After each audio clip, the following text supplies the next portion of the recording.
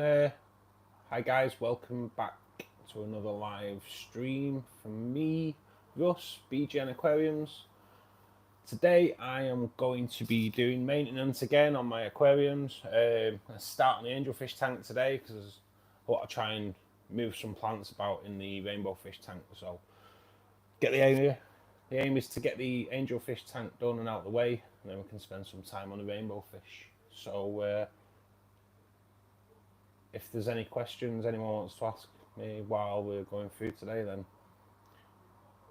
don't hesitate to ask. Thank you.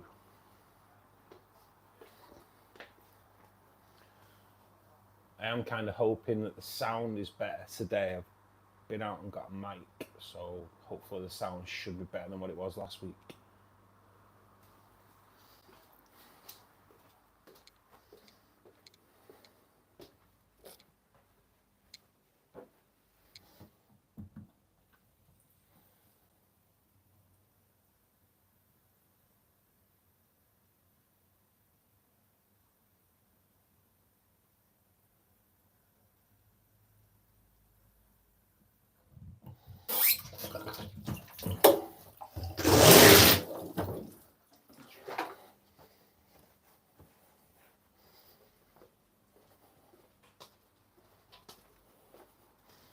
Okay, start by taking the water out.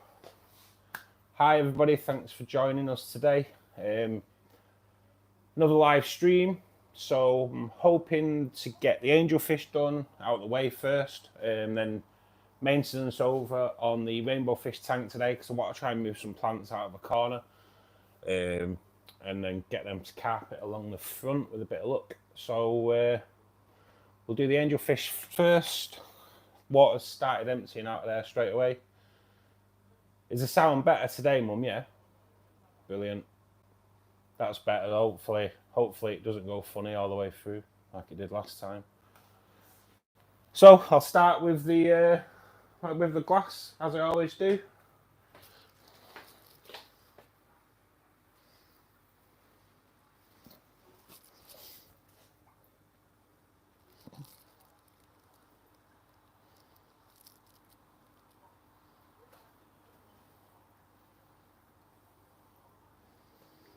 Say this tank, the glass doesn't really get that dirty on it because the light is quite low.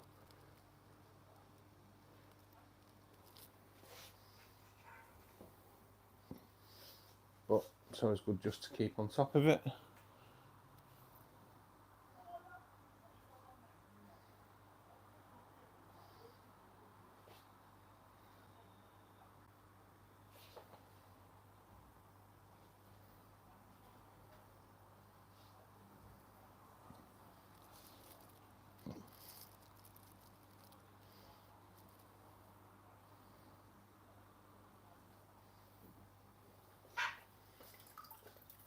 So that's the glass done. Where's my towels? So in the bottom corner there at the back, I have got 2 Crebensis in there, and they are nesting at the moment. I'm not quite sure whether there are eggs in a cave that's around there, but there's a lot of defensive going on at the moment, so I'll try and stay out of that corner as much as possible, leave them to it. Thanks for joining us today, guys. I will just let you know what's going on today. So I'm going to get the angelfish tank's maintenance done and out of the way, and then we'll go over to the rainbow fish tank. I want to try and move some plants about today. I've got some crypt, I think is it Wizzly or something like that. I'm not quite sure how you pronounce it all. So and there's loads of it just growing in a corner on the rainbow fish tank. So I'm going to take that out today and get that around the front.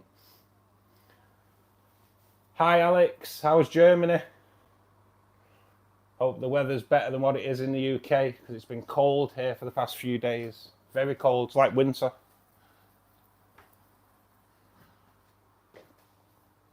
So one thing I have noticed on this tank recently is I've got some Java fern growing right there. So the glass lid does sometimes make it a little bit more difficult to work on, guys. It does. And I could take it off, but don't want to. It just stops me going in a little bit gung-ho, because kind of do. It's dead easy just to go in there and grab things out and knock all the wood over. So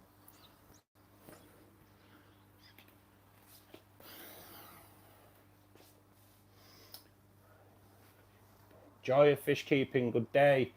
Hi Jose, how is it today in New York? Nice to see you from over the waters there. Hopefully it's a great day. Thanks, Alex. Yeah, I do have I have a couple of Bankses in here. Sadly, not originals. Although someone has just been caught nicking an original, haven't they? So in the past couple of days, someone's been caught nicking an original. Why would you? I ask. So I'm just going to trim a few of the leaves off the Anubias today. Again, as near to the rhizome as possible.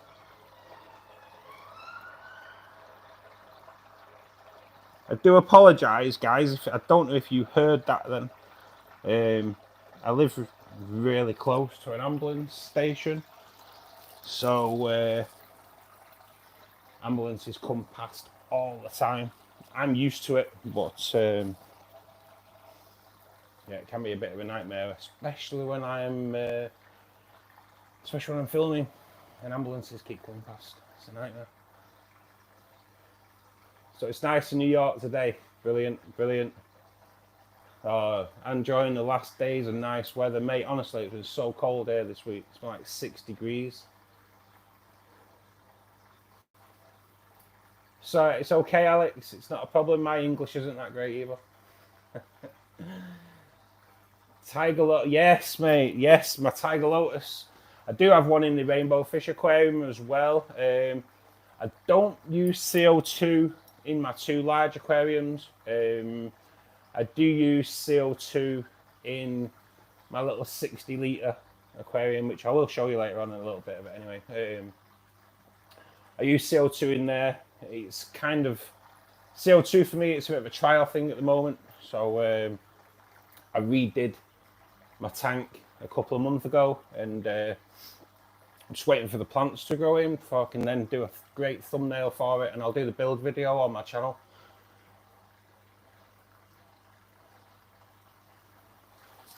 But yeah, I do like the Lotus Tiger Lily, mate. There is a video on my channel actually telling you how to keep them looking really, really good. So might be worth checking out.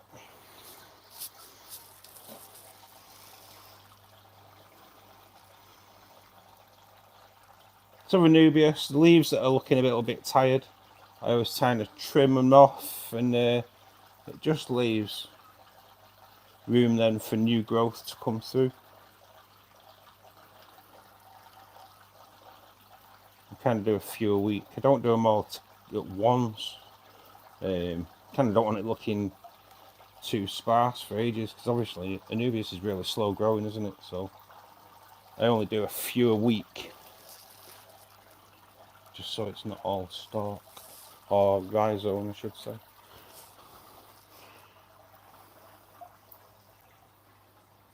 If you can just bear with me, guys, I'm just going to go and in fact, I can just do that,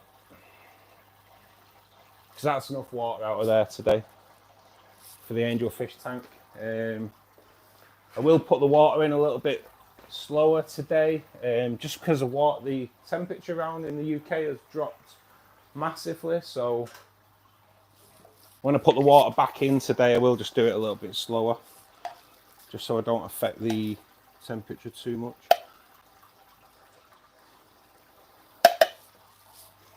Because I do use a hose pipe from the tap straight into the tank. Some people questioned it a little bit last week. Well, I don't know if they asked me if I did that. They didn't really comment on that, but yes, that is how I do it. It's a lot quicker and a lot safer than buckets of water, because it's laminate flooring here and it's not my place. So if I ruin the laminate flooring, I'm done for. So it's a lot easier, a lot quicker, and I've never shocked a tank yet doing it that way.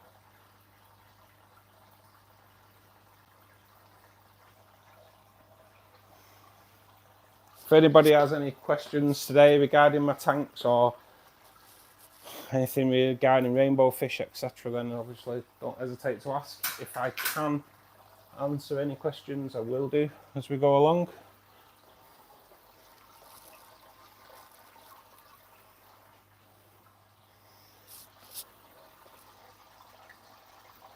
As always, guys, I do always wash my hands before I start my tank maintenance. Make sure they're well rinsed off. Right, so we'll just go and start putting some water back in.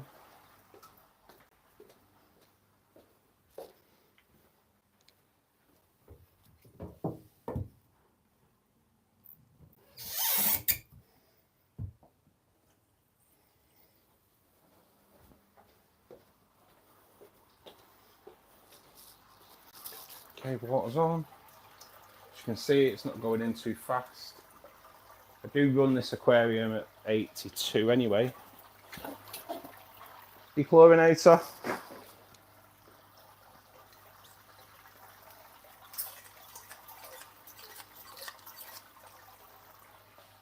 Fertilizer, Neutral Plus fertilizer. And then I always give a squirt of liquid CO2, even though it's not liquid CO2, is it? I can't remember what it's called. I do use fertilizer, mate, I do. It is, just bear with me and I'll get it out of there. I use that fertilizer. I'm not sponsored by these either. Neutral Plus, I get it from an online company called Aqua Essentials, and for a tub that size, I think it's £38, which works out around, I think it's like $41 or $42. I don't know if it's shipped to America though, mate, to be perfectly honest. But what I do with it is I subscribe to them, so it's every 3 months they just charge me for one of those and another one of the liquid CO2, and they just send it through. And when you subscribe, you get it at a cheaper rate. So it's all about saving money in this game, isn't it? As much as you can.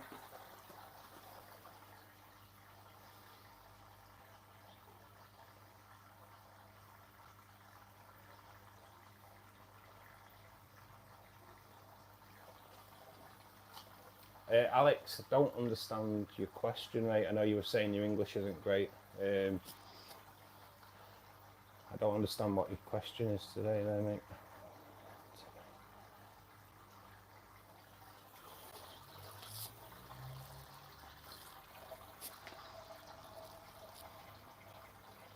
Is the sound better today, guys, than it was last week? Is it Dimitro?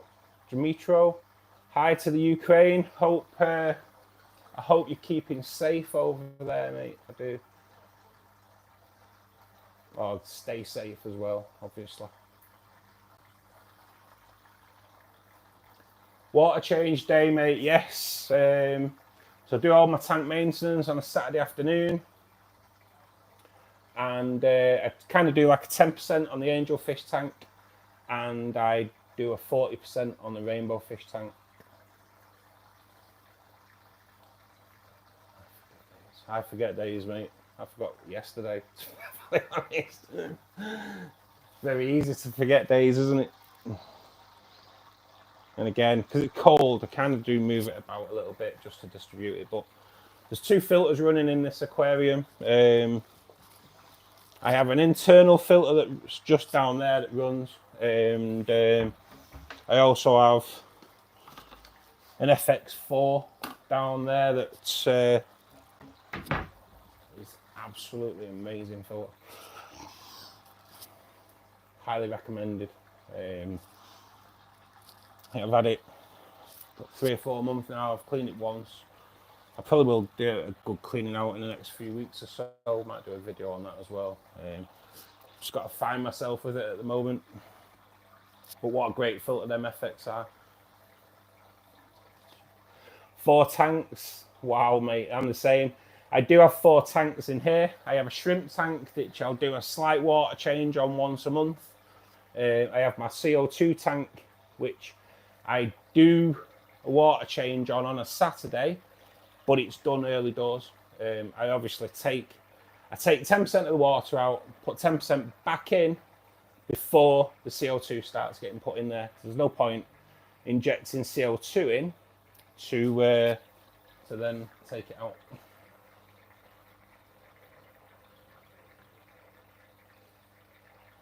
Thank you. Yes, it is. I do take pride in my lily, mate. I do.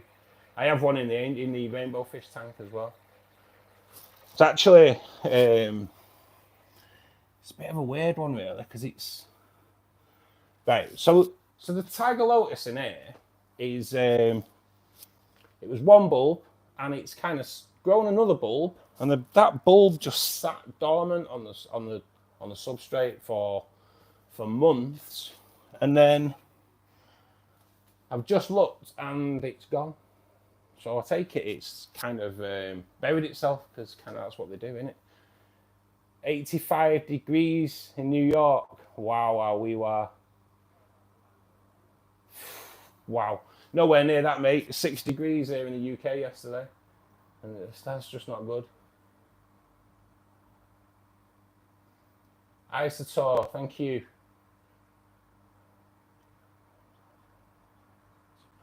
How do my plants look so nice without CO2? So I fertilise daily, and I just have a good light on here.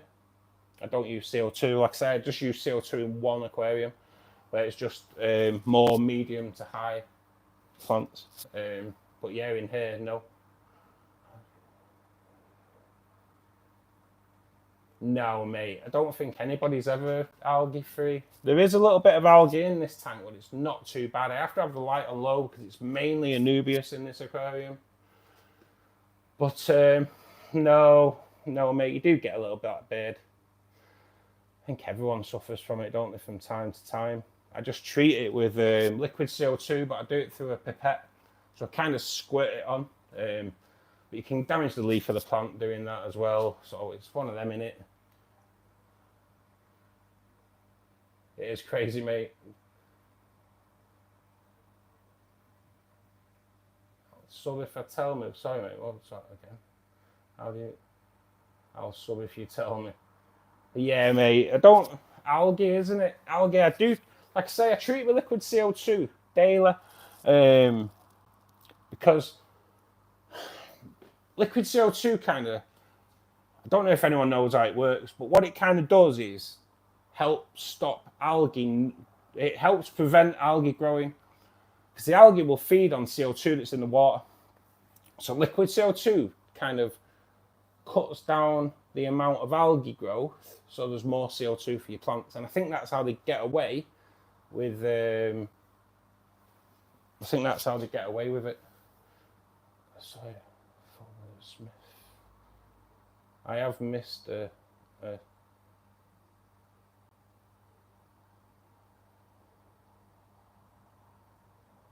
I can't see.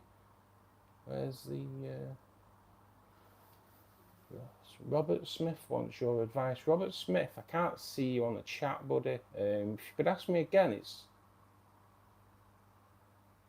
Oh, Robert Smith, sorry, I got you there now, mate. Shortly getting a brand new tank. Please, can you talk about how fast or soon I can add fish? Okay, mate. So, right, so that's the nitrogen cycle. Sorry, buddy, I did miss your chat. Quite a few came through at the same time. So, with the nitrogen cycle, mate, so you have all you obviously you do your scaping, you get your plants in there, you add water. Then you need to look at adding a source of ammonia. Now, that can either be by buying ammonia, and then adding beneficial bacteria and letting the beneficial bacteria do its work until there is no trace of ammonia, no trace of nitrite, and all you get is nitrate.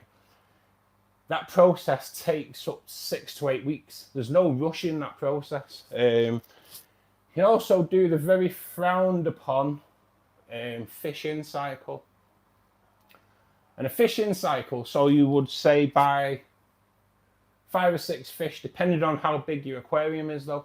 So fishing cycle, large aquarium, 5 fish, they start pooping, that poop breaks down, makes ammonia, beneficial bacteria, turns the ammonia into nitrite, nitrite into nitrate. Same process, takes about 6 weeks, but what you have to do there is test your water daily, and if there's any source of, any traces of ammonia whatsoever, then you need to do a water change and get that ammonia down. It's seen as being quite cruel because you are subjecting your fish to ammonia, which isn't good for them. So that's and then, like I say, 6 to 8 weeks, but it depends, mate. It depends on, you've just got to keep testing your water. Once you have once you start showing ammonia in your water, great. Once you start showing nitrite in your water, but even better, once you start showing all three, ammonia, nitrite and nitrate, great, you know that the bacteria is there and it's all doing its job. But the tank won't be ready until you have 0 ammonia, 0 nitrite, and you're showing nitrate. A tank should always show nitrate, technically, because you know that the bacteria is doing its job. Nitrate is not as dangerous to fish as what ammonia and nitrite are. And the nitrate, your plants will feed off all 3 anyway, but sorry, the chat's going crazy. I hope that answers you, Robert, I really do. 3-foot tank, yeah, you're looking at 6 to 8 weeks, mate, you are. Depends on how you do it. There is a video on my channel regarding cycling your aquarium. It tells you the different ways of doing it. Now, a lot of people on Facebook, because I'm on the Facebook group Fish Keeping in the UK. If you're not on there, you should go on there, and because it's really, really good. It's really helpful.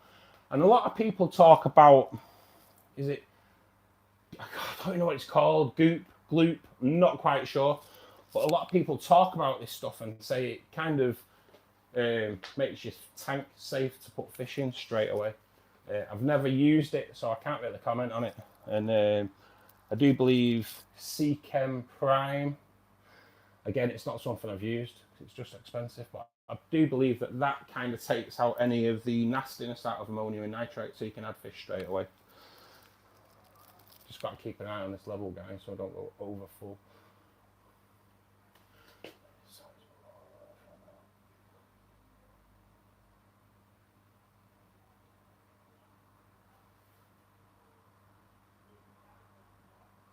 Yeah, mate, you're right there. It is. It's an algaecide. It is. But it is. It's all about marketing and licensing and stuff, and it's got to be very, very careful.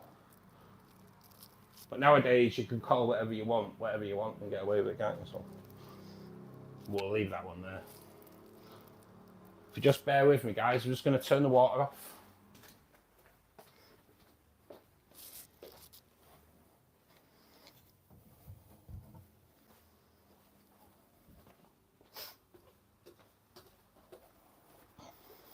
So just to let you know, so the water's off. The water is a lot cold around here today. The temperature of the tank has dropped to 80 degrees. I run it at 82, so pumping cold water in straight from the tap. It's not really done any kind of effect whatsoever.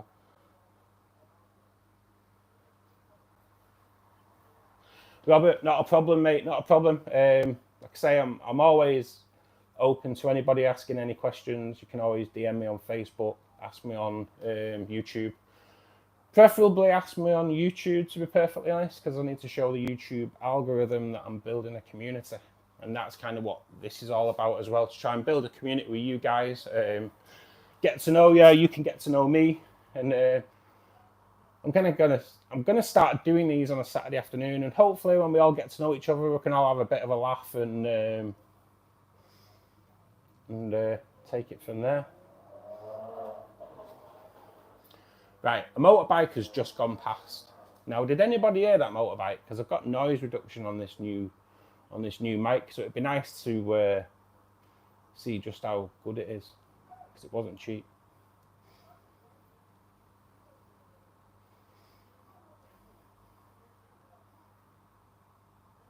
Hi to my friend there in Japan. I'm sorry I don't understand what you've wrote, but I do understand, I do recognise the flag. Cardinal or neon tetras, which is best? Also wild caught or locally bred? Okay, so it depends what you've got in your tank with them. If you're going for, like, I'm rainbow fish and angel fish, that's kind of what I have in mind. I go cardinals because they're a little bit bigger. Neon tetras don't grow obviously as big, so they would be a source of food for some larger fish like rainbow fish and angel fish as they get older. But as a personal preference, I'd always think I'd go cardinals because they have more red and blue on them. They're just a lot more colourful, aren't they, than neon tetras, but I do like neon tetras as well. Hope you're okay today, Juan Pascal. And regarding wild caught or locally bred, I'd go locally bred, obviously. Yeah, I'm not a massive fan of buying wild caught fish. Unless they come from somewhere really, really crappy and you can offer them a better life. But yeah, I'm not a big fan of wild caught.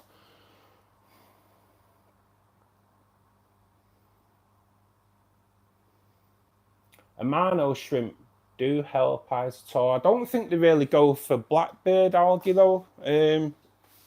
Blackbeard algae, I believe that mollies, I believe mollies are really good. They are blackbeard algae eaters. I was talking to somebody on Facebook last night and they were saying about blackbeard algae as well. And someone recommended Siamese algae eaters, which are obviously really good at eating algae. But there is a problem with Siamese algae eaters, and that is that flying foxes look just like them. And a lot of shops sell flying foxes as Siamese algae eaters, and well, they don't eat algae, do they? So you buy flying foxes, and they don't do the job that you think they do. So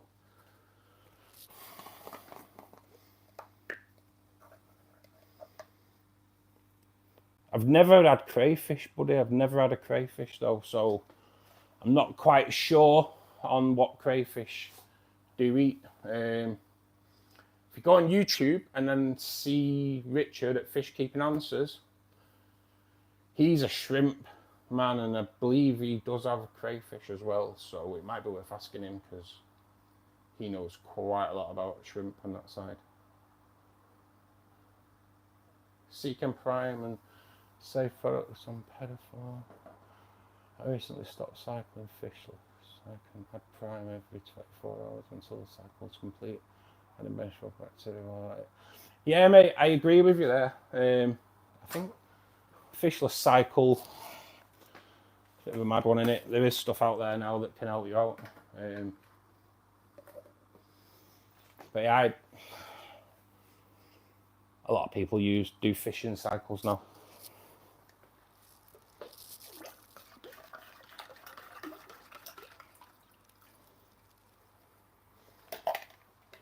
Just want to add a little bit of buffer to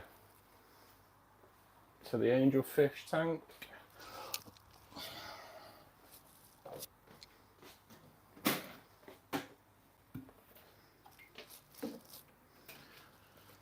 And now we'll do some work on my pride and joy, my rainbow fish tank. Now this is the highlight of the channel at the end of the day, guys. I love this tank. It's the first tank set up in a while. Fully planted tank that I've set up, and it's like 3.5 years old now. So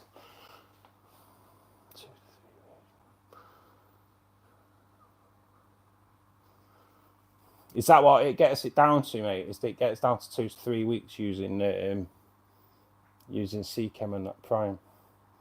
That is way better. Way better. Best aquarium plants with no CO2 required. Well, one. I am a big fan of the Lotus Tiger Lily. I am. As you can see, I've got one in here as well. And the one in my angelfish aquarium. Just bear with me, I just want to get the water over to there.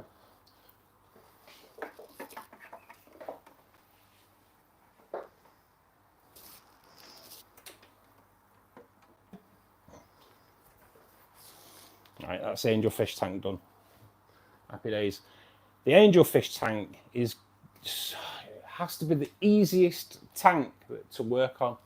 It's mainly anubias. There's a little bit of crypts in there. There is vowels down the side. I did have vowels at the back, but just looking now, and they all do seem to have died off. But that could just be because the flow in there is quite fierce from that FX4, so that may have seen off the vowels. I'm not quite sure, but not a problem. I do like to swap my plants around quite a lot. As what we're going to do today, I am going to start moving some plants in here today. So in this back corner, I have some crypts. I think it's Willisy or Wizzily. I don't know. I'm not good on the scientific names. I know there's quite a mass of it in there, so I'm going to take that out, get that planted along the front there, and hopefully over the next few weeks it'll start tying up together and it'll look really good.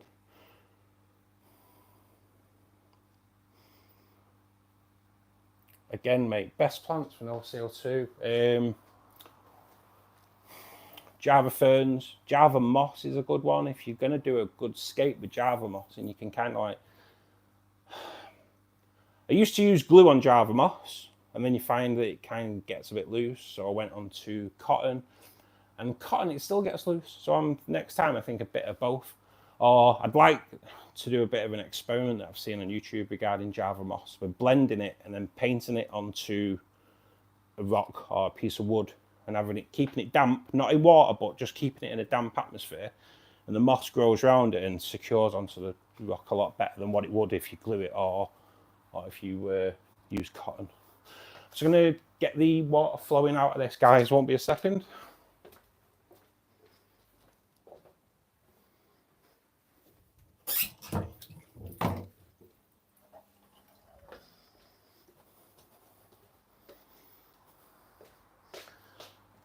So, different sponge than what I used on the angelfish aquarium. I don't think for 1 minute there's any disease in either of my tanks, or any of my tanks, but it's always better being safe in it.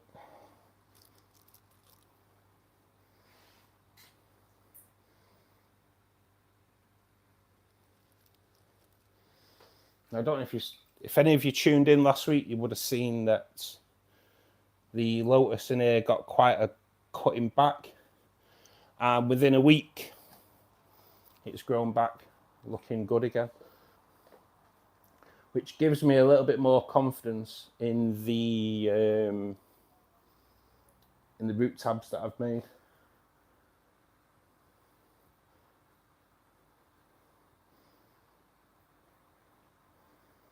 Rather than buy expensive root tabs.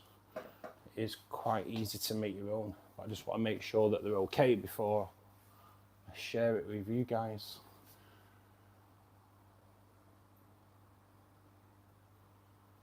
Mr. Fishpert, Rob, thank you very much. Thanks for joining us today, and thanks for the kind words. It's always nice to hear some good feedback. Hope you all are well today. So, water is leaving this tank now, and I'm going to get them plants out. So if they cause any disturbance in the soil, etc., then the extraction of water can help clear that. It's always good to do these things whilst you're taking the water out, guys, just so if you do cause any disturbance in the soil and that, it can be removed.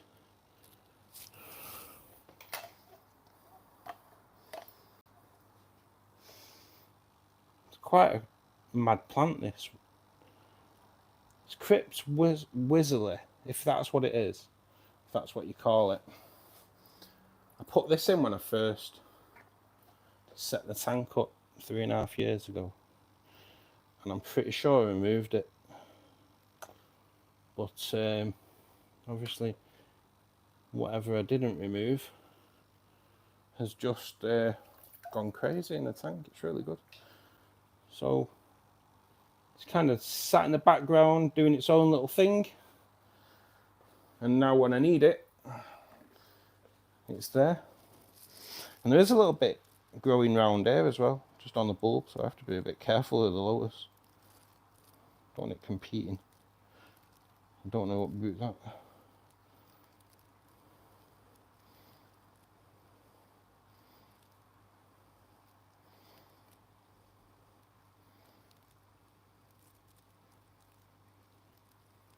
Sorry, I'm just going a little bit quiet there, concentrating. Don't want at any point to disrupt the lotus, although that has been in for like probably 2.5 years, so it's that's the one, Rob. Yeah, Cryptocorean Whistler. I think that's what it is. I'm not ever that great with scientific names. Hi Kathy, thanks for joining us today. He is a little beauty actually. Believe it or not, that was the first fish in this tank. So I think he was probably nearing to about a year old when I got him from the shop. And so he's about 4.5 years old now, and his colours are amazing. He's proper, really black. He really is black. He's unbelievable. And that red tail's special. In this aquarium, mate, I'm using a Fluval 307. In this aquarium's a 307. But that is a 240 litre, and it came with the tank. It all came as a kit. And the angelfish tank's a 300 litre. I was running an Awazi in there, which I had no problem with whatsoever with the Awazi. I liked it. I liked the fact that it had built-in heater, so that was just one less thing in the tank. And so with the Awazi, it has like a pre-filter in the canister. Is a pre-filter sponge, and so weekly you'd take that out and you give that a clean off, and it just meant that you don't have to clean the canister itself too often. It's like once every 6 months, because the pre-filter you do it weekly, and it kept it all up to kept it great. So one Saturday afternoon, I do the sponges on the pre-filter, so I'm not touching the main canister technically. I'm not breaking any seal on that. And I put the sponge back in, and away I go, and I'm start working. In fact, I'd done that tank, and I went and sat down, and I looked, and there's a massive pool of water on the floor. I'm like, no, what's going on? And it was leaking on me, but it was leaking from the main bit, not the pre-filter bit. So it's a bit weird. So stripped it all down, cleaned it. There's nothing wrong with the seals or anything like that. It just kept leaking, and it still had a little drip from it. So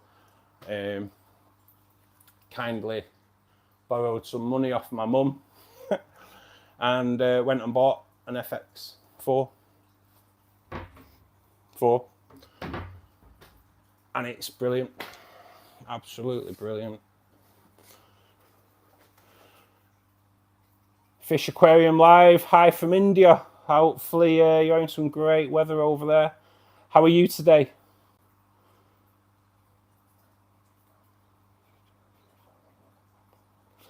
Rob, so you use the Biomaster 350, and how have you modified that, mate? Just in interest, how have you modified that?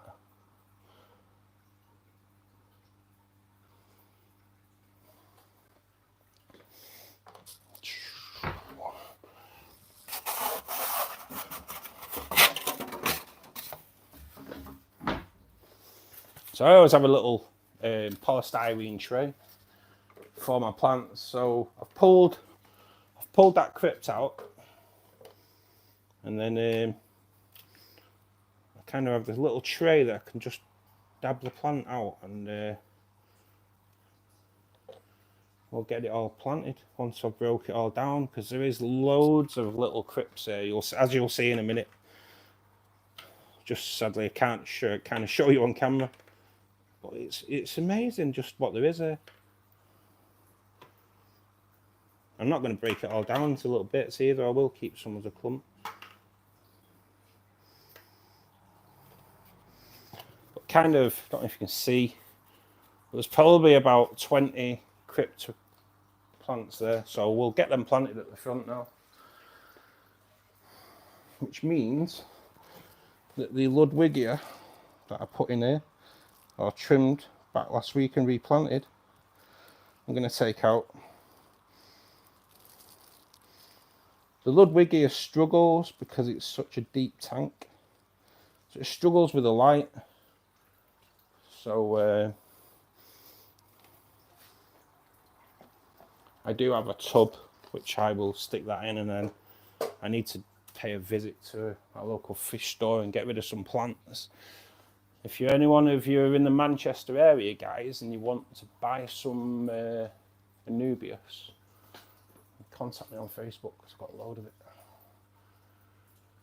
Okay, so you changed the rubber seals, drilled the pre-feed holes from 4 mil to 8 mil, over 35 ppi sponge. Ah, right, yeah. To be perfectly honest, mate, yeah, I understand what you mean. I didn't drill my pre-filter. I did keep it at the same, but I did change the sponges, because the sponges you got with them were crap, and they'd be blocked within a day, and my tanks are spotless, you know. So yeah, it's a bit crazy. My sister lives in Oldham. I'm not that far, mate. I'm on, I won't tell you, well, I won't say on here, but yeah, mate, I'm in Bury, so I'm not too far away from you, to be perfectly honest. I'm just outside Bury Town Centre. So if anybody wants, honestly, mate, if any come up, I do have a lot of Anubias. I've got like 2 big trays full of it. So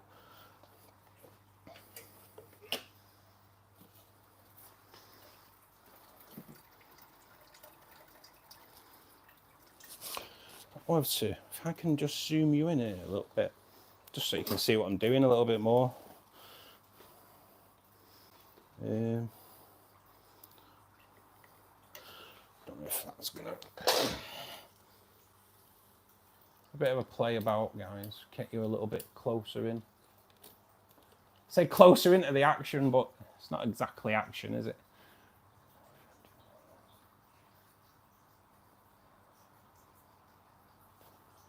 All right. Oh, really? That's fish auction on YouTube Live. I didn't know you could do that, mate, to be perfectly honest. You'll have to let me know what that is. Won't mind having a look at that for sure. Okay, so we'll get these crypts into here. Now,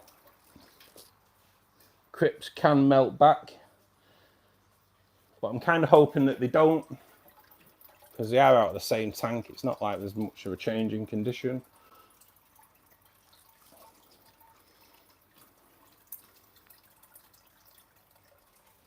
And I'll be honest, I have never had a problem with crypt melt.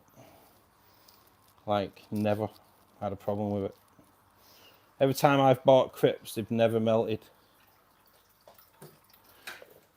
I have a problem in Monte Carlo, guys. Monte Carlo hates me.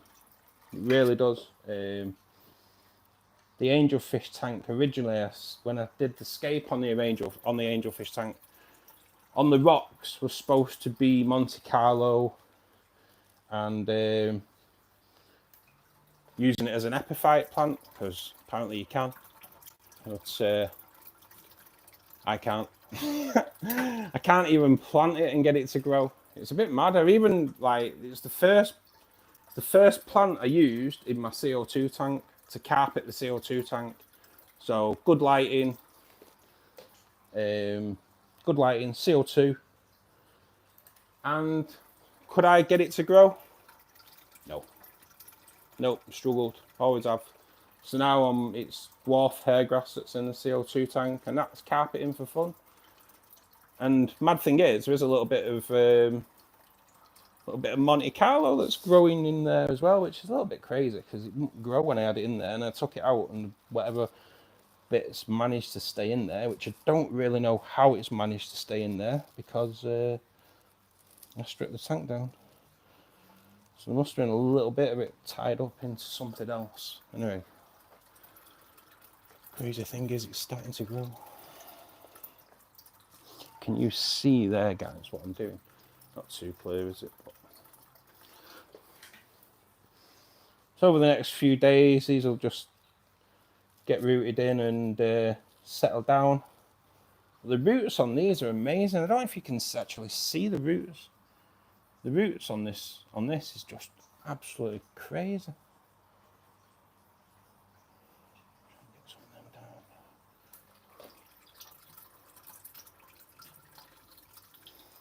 I never gravel vac my tanks, guys. If anyone wants to know, I don't. Never do.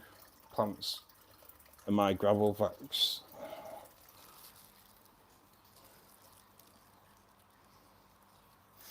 Let's see the chat. See me, thank you.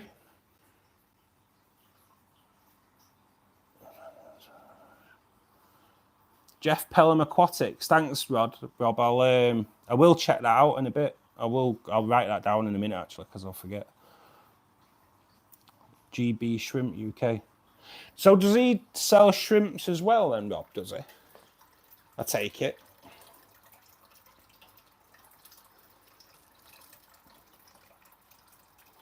I'm a bit. Everyone buys fish online, and I'll be honest, I'm a bit scared. I am a bit scared. I don't think it's anything to do with the company of why I'm scared to buy fish and shrimp online. It's nothing to do. It's nothing to do with the company itself. Just it's to do with the delivery companies in my area. They are really, really poor. Just bear with me one sec.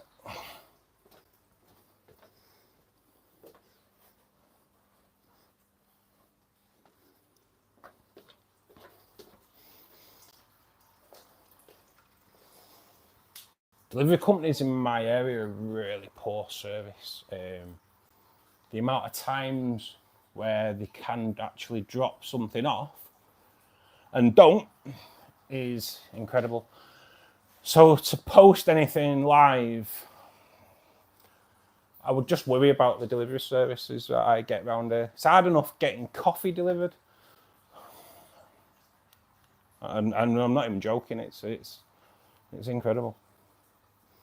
He sells everything, mate, mostly shrimp and shrimp goods, with fish foods, etc. Buy all mine from him.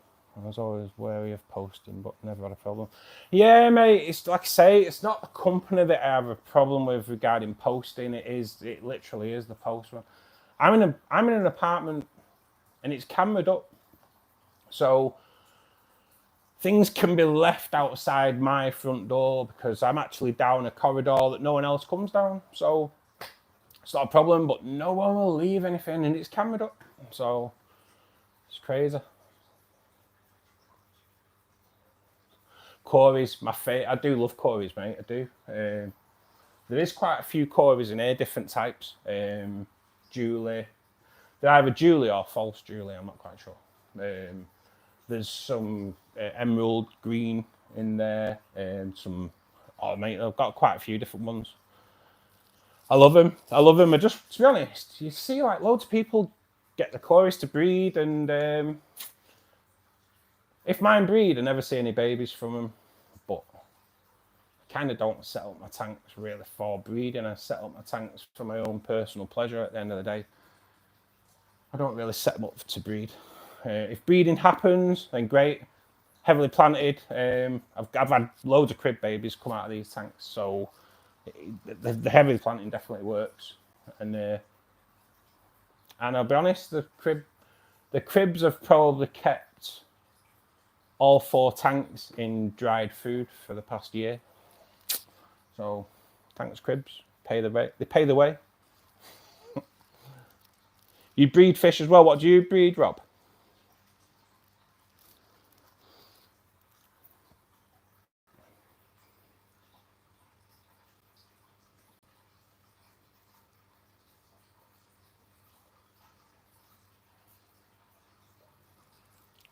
Hi, Mauro from Brazil. Hope you're okay today. I'm just trying to go through the chat a little bit, just to see if make sure I've not missed anybody. I am new to this, guy, so I'm a little bit. I'm not an expert, should we say? I'm not as professional as what I probably could be, but it's a learning curve, and if we have a bit of a fun while we're here and we learn things, happy days.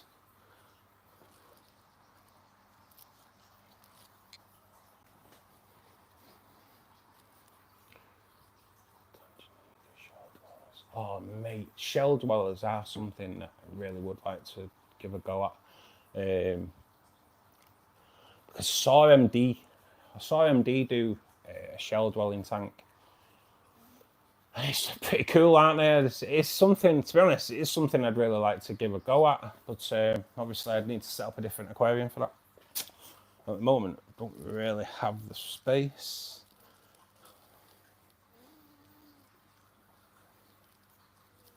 Nice, mate. Oh, you breed quite a lot of different stuff there then, don't you, mate? 22 tanks going on the go at the moment. Oh, mate, that's amazing. Are you on Facebook, Rob? If you are on Facebook, mate, I'd like to have a good chat with you on there and see what you've got going on. Are they a nightmare, mate? Are they shell dwellers? Are they a nightmare? Yeah. The biggest nightmare I've had, or fish nightmare I've had in this hobby, would have been piranha. When I had piranhas years ago, I had my piranha for a couple of years, and then I took him to a store and swapped him. And I think I got actually 6 tinfoil barbs for him because he was a beast. I know I've probably told this story before, but you may have heard it. If you've not, anyway, I'm going to tell it. So as you can see here, there's a blue rainbow fish that's just munching on one of the plants that I've just put in. So that's good of him.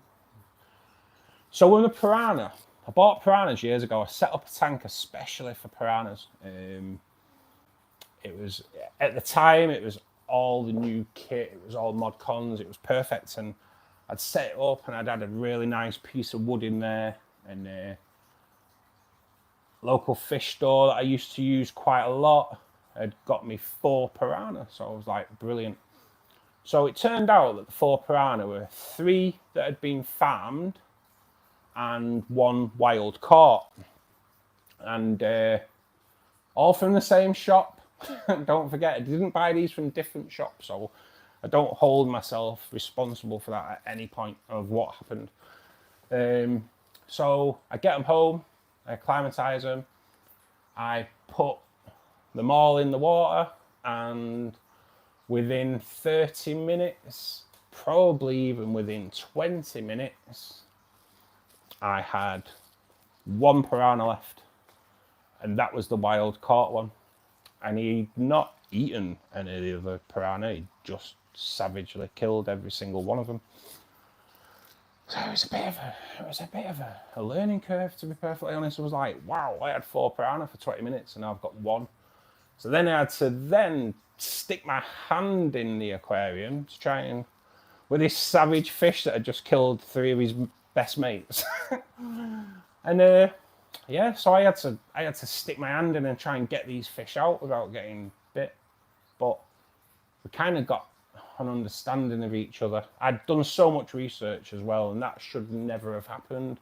And all I can put it down to is because he was wild caught, he just didn't mix with the others. But I had him for 2.5 years. I fed him on prawns, frozen prawns. Oh God, he was amazing. It was amazing.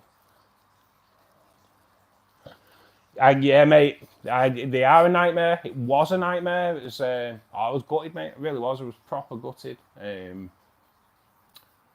But he was magnificent. I just wish back in the day it wasn't. I wish I had I actually had photographs of him, but back in the day it was all bloody film on it. It's not like we've got smartphones like we have now, where you can just take a photograph of your fish and there you go, you're done. God, back in the day it was more of a faff. It's yeah, it was heartbreaking, proper heartbreaking. Oh, mate, he was badass, mate. He was. So there was a little bit of an algae problem in that tank, obviously, so we start doing obviously more research of what you can put in with the piranha. So you're looking, it's like, right, okay, so you can maybe black red tail sharks, native to the Amazon. I reckon we're going to be good. And so I'll put one of them in. Hopefully that sounds a bit better, guys. I've just put the noise reduction on there for you, so I'm hoping that sounds just a little bit better for you. I've noticed in the thing that it wasn't on. And he killed the black red tail shark. So I tried a couple of little neons, did the same, just he was savage. I actually got away with apple snails. I bought a couple of apple snails at first, and he didn't bother with them, so I bought 6 more. So I had 8 apple snails doing a job, going around, cleaning up the algae, and they must have been in that tank for easily 12 months. Easily 12 months. I got up one morning, and every single apple snail floating on the top, dead, with a bite taken out of it. And it's like, what?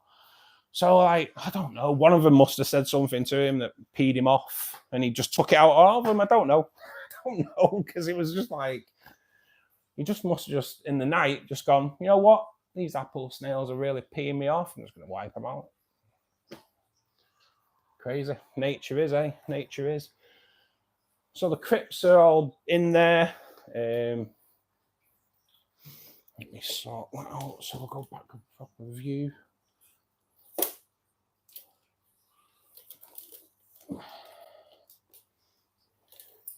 Try and pull you out a little bit.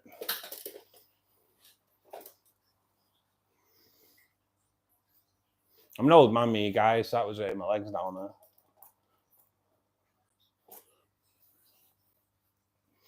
Times certainly have changed, Rob. Times have changed loads. God, how much what has changed in the past 20 years? 20 years ago, you couldn't get the array of plants that we get now. 20 years ago, there was, as far as I can remember, I don't really recall dechlorinator. There may have been, I can't rightly remember. My God, things have gone crazy, hasn't it? Just changed so much.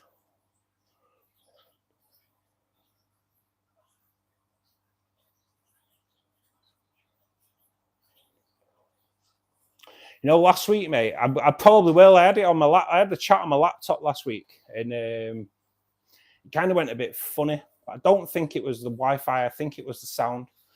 So I'm hoping that the sound today stays great all the way through. I believe it's doing pretty well up to now. So hopefully that is problem solved. Next week, I'll get the chat back up on the laptop. And next week, I will be on a different internet supplier as well. So hopefully that'll be better. 34 years in the hobby, mate. I know I've been in like, God, since over 40 years, I've been in the aquarium hobby now. I got into it when I was at primary school, and my dad used to have fish, so that came just natural, really. A primary school teacher brought a tank into school, and I fell in love with it straight away. I remember one Friday afternoon, Friday morning, I should say, we were doing a maths test at school, like you did at primary school. Every week you'd do a maths test, and we were doing the maths test, and I remember saying that Mr. Beatty, my teacher, that there's a black molly here, and he's having loads of babies, and every kid in the class just jumped up, ignored ignored the maths exam, and we all sat there watching the molly give birth. And then we had to do a bit of a write-up on it in the afternoon, and we had to write what he put on the board, and it did get mentioned that I should have been paying attention to the maths exam, but I was too busy watching the mollies, and I noticed that they were giving birth. So it was my claim to fame as a kid. Just gonna grab my water. But yeah, fish have always been in my life. I like to go fishing as well.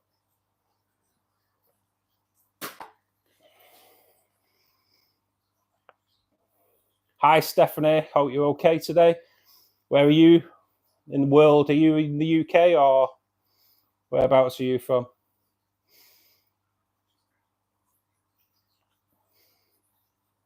Morning, Jeff. Nice to see you here. Thank you for joining us today, guys. Really appreciate it. This will be something that I will be carrying on doing week in, week out. My first live stream last week, and I really enjoyed it. So it's nice to get to talk to a few other people in the hobby, and hopefully over the next few weeks we'll get to know each other better and have a good laugh.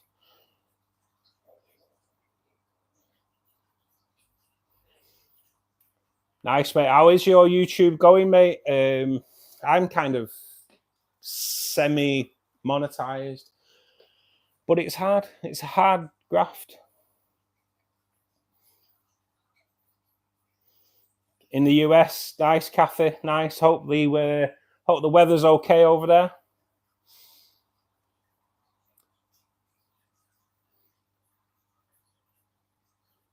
Really friendly bunch of people in here. Yes, they are actually, mate. Yes, they are really good. It's been the chat's been fantastic today, to be perfectly honest. Flying right now. Good. It's, I'll have to check it out.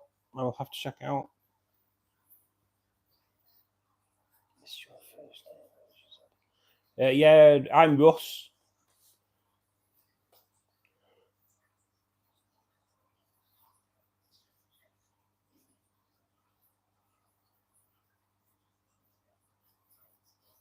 Yeah, I do. Like I say, I do have CO2. To be honest, I could run CO2 in the other aquariums because I use the regulator as a CO2 art, and you can just do little add-ons to it so you can put it into other tanks. But I don't know. I don't really need it in this aquarium because it's doing fine.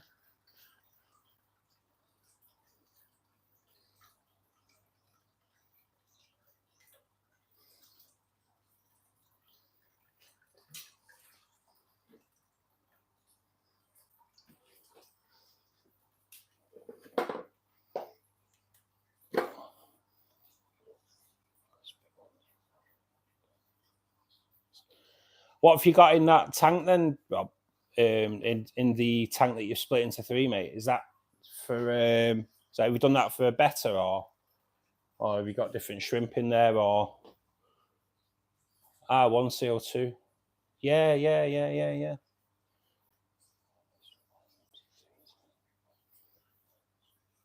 I know you can do it, can't you? To be honest, I may just to set up in here because obviously it's my lounge.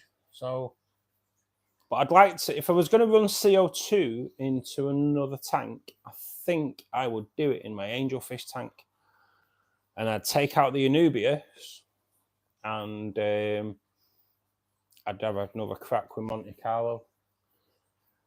I have a love-hate relationship with Monte Carlo. I love it. It hates me. But I just think it looks amazing. It's when it carpets, Monte Carlo just looks great, doesn't it? But if you can get it to carpet, which I can't.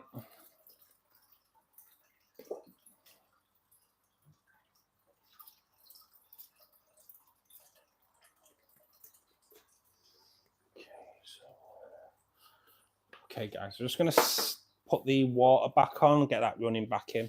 So obviously you can see the water level goes down a lot more in the rainbow fish aquarium. That is because rainbow fish do prefer big water changes weekly. And I daily dose fertilizer in there as well, so it helps keep the nitrites down a little bit. But the rainbow fish love weekly water changes, so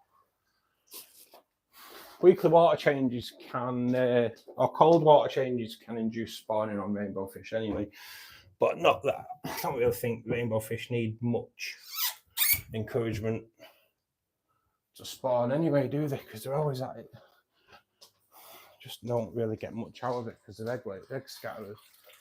So the water's going back in there. It's going in at a lot slower rate because in the UK over the past few days it's been pretty cold, and actually the water's not that cold, to be perfectly honest, so it shouldn't really affect it too much.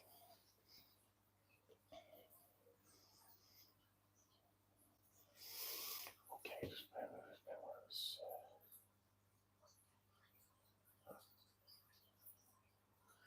Stephanie, you had fish, but they all died. We have all been there. We have all been there, definitely.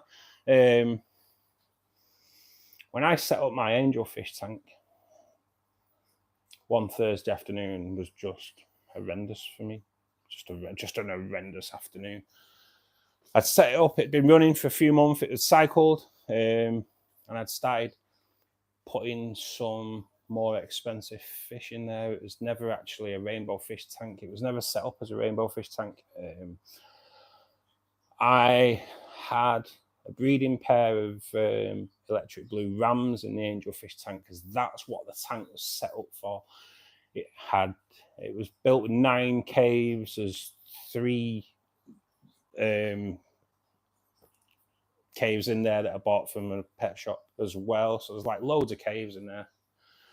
So the idea was to put a pair of electric blue rams in there, a pair of breeding plecos in there, and just see how it goes, you know. But it was more, I wanted more expensive fish, and so I did. Every time I saw something that was beautiful, I kind of had a like £100 fish limit. I was on good money at the time, and I stocked it from a shop in Manchester, which I won't mention any names. And one day I go in the shop, and on the Tuesday, and I got a blue panic. I've been after a blue panic for ages, but I know they can be prone to white spot, but the tank was set up at 82 degrees, so the white spot should not have been a problem or anything. And I put the panic in there, and everything out of that aquarium came from the same shop. It went in there on a Tuesday, and on the Thursday afternoon, I was sat watching the tank with a brew,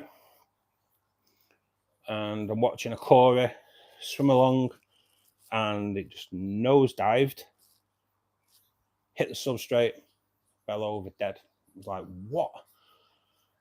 And then over the next hour, I watched 90% of that aquarium die. And it was heartbreaking because let's put it this way, I probably lost in the space of half an hour, I probably lost £1,000 worth of fish. And the shop would not help me out in any way whatsoever. My water was perfect. There was nothing in the water. I don't know how that happened. Don't know. Guess I'll never know. It was 2 years ago. But I feel your pain, mate. It happens to us all. And then it happens to us all. We all lose fish. It's painful. It's just more painful if you can't learn from that death. And it's not always our fault. We can't always learn from, because obviously I'd love to know why all my fish died that day. Or majority. And the blue panic survived. And 2 days later, he died too. I think the blue panic brought something in, but I don't know.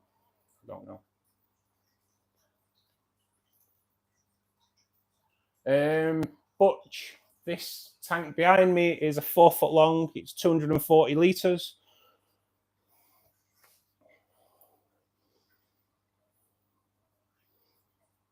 They died of heat. Oh, wow.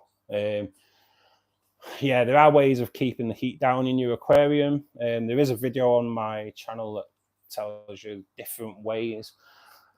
There is ways of when some people put bottles of frozen water in the top, and I'll be honest, I've done it. Apparently it's really frowned upon, but I've never had a problem with it. But apparently it brings the water down too quick. Apparently. Out of all the streams, this is my favourite. Thank you, Stephanie. It really means a lot. Seeing as I am very new to this streaming like, so really appreciate that. It's really good of you. Really nice to say. It's nice to hear. It makes me want to do it again. When I came off stream last week and I sat down, I was kind of buzzing because beforehand I was nervous. I didn't know how it'd go. I didn't even know if anyone would join and watch, to be perfectly honest. And yeah, it went really well. So I'm glad you're enjoying it. I'm glad you're enjoying it. It's going to be every Saturday, round about 2:30. Every Saturday. Some might be a little bit later sometimes. I do a few jobs around my mum's house when they need doing. So some days it may be a little bit later, but it will be definitely Saturday afternoons. Stream while I'm doing tank maintenance and have a chat with you guys.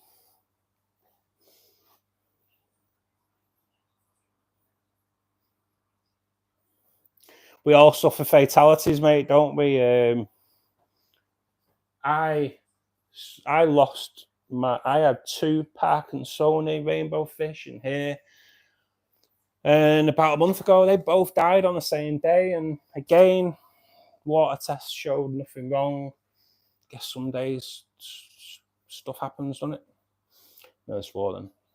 I'm allowed to swear on live streams. I have to really watch, guys. I'm a bit of a swearer. My wife is a mermaid fish. Wish my wife was a mermaid.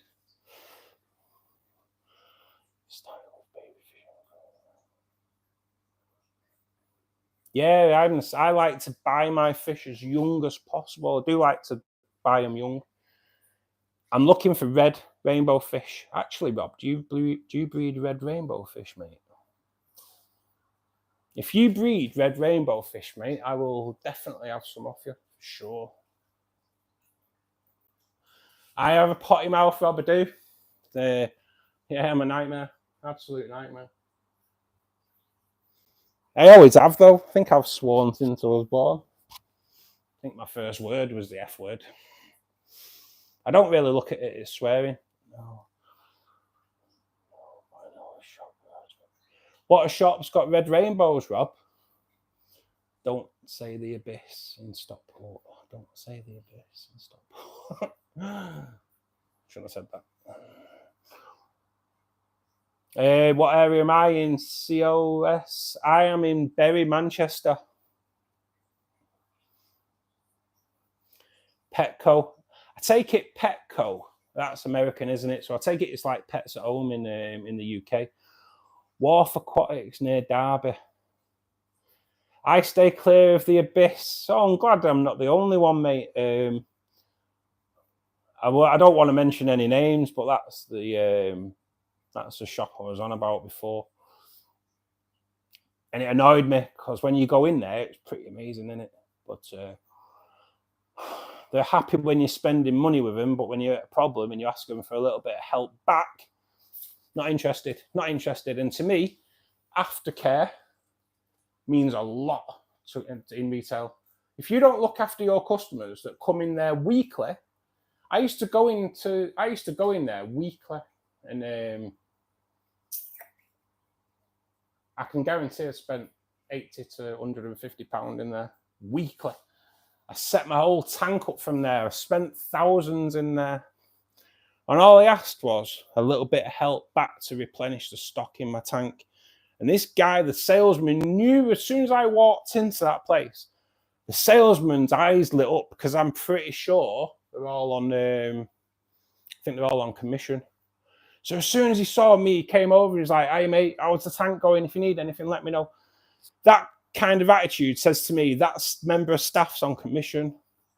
So when it does, I've worked in retail, God, half of my working life, and that is definitely commission-based tactics.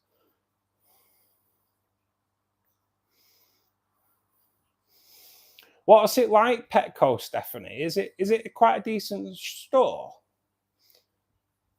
Something, obviously, I've never been over there. Pets at home here, it's a bit, they're all hit and miss, to be honest. Some are good and some are poor.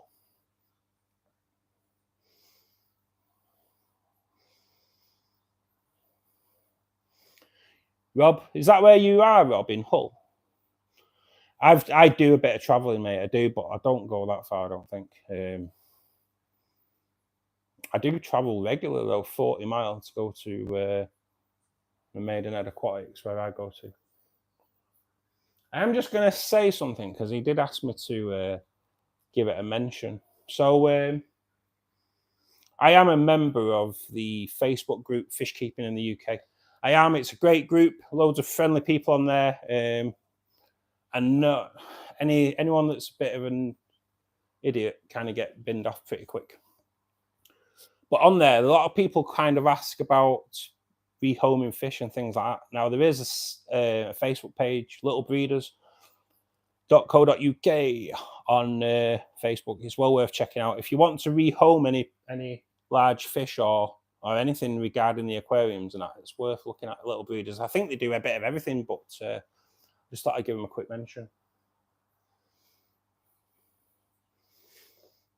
Yeah, mate, East Yorkshire. I do work in, I do deliveries in Barnsley and Sheffield every Thursday, but I don't get down far down as Hull. I don't. Evan Vasquez, thank you for joining us today. Little mom and pop shops. So are they good? Are they good? It's obviously it's something we don't get in the UK here. They're all pretty much independent. There is Maidenhead Aquatics. I'm not sure if they're not franchised. I'm not really too sure. That tends to be where I go. There is a shop just up the road from me, Complete Koi and Aquatics. They're quite a decent shop as well, especially if you want koi, because they've just won for the second year running Practical Fish Keeping Koi Supplier of the Year. So for 2 years running, and they are a pretty decent shop. You have a bearded dragon. Oh, they're beautiful, aren't they? They are beautiful. They often travel to Manchester. Yeah, Rob, that's a fair journey, isn't it? I take it you've got like a polystyrene box and things like that, and I've never really travelled massively too far. Sold 200 cichlids to a shop down south for me. Yeah, mate. Is that what you do for Rob? Is that what you do for a living then? Do you breed fish for a living? Is that what you do for a job, or is it just like a hobby?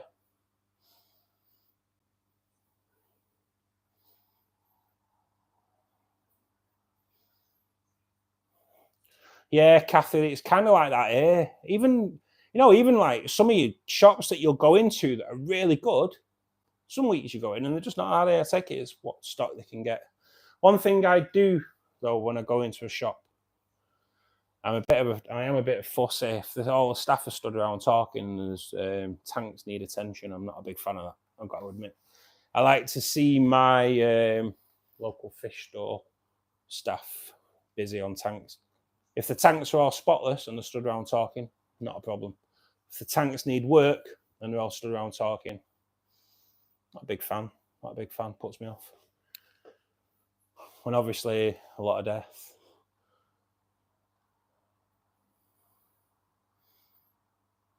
Oh, you've got a birthday coming up soon, Stephanie. Yeah. Happy birthday for when that comes.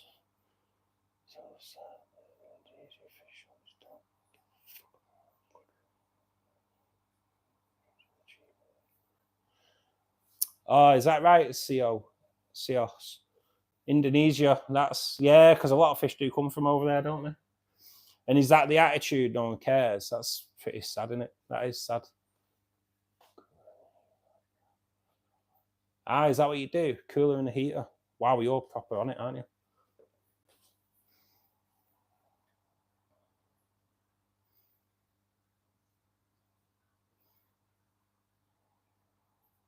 Nice, mate. Yeah, so you kind of do it and pump the money back into the hobby. That's really good. That's really good. You got the bearded dragon from your cousin, Stephanie? Is that what you're on about there? I have a mate, little Dom. He likes his dragons. Got to admit, they are pretty cool. One thing I can't do is spiders. Spiders are not my thing. Even little ones, I run away. I'm joking, dude.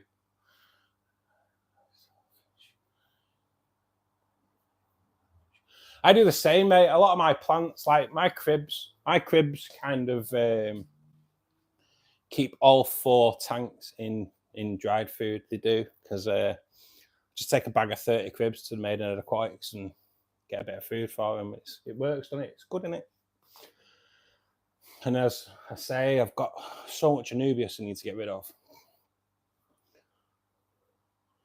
Your brother streams, Stephanie. Does he do fish tank stuff? Does he, or?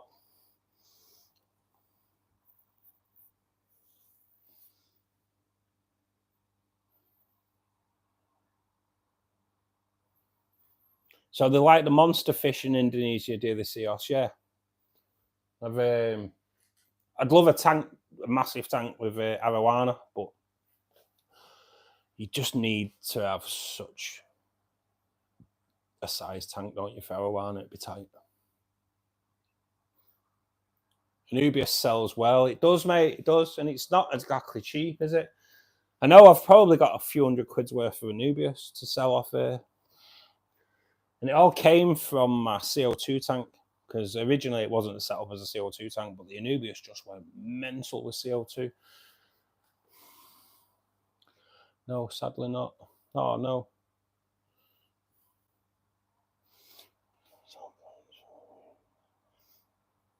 Yeah, I do need to sell plants. To be perfectly honest, I'd probably end up selling my plants on that little breeders that was going on about a minute ago. I'll probably end up selling on there, to be perfectly honest. Or Facebook Marketplace. Don't know. It's something. It's like Facebook.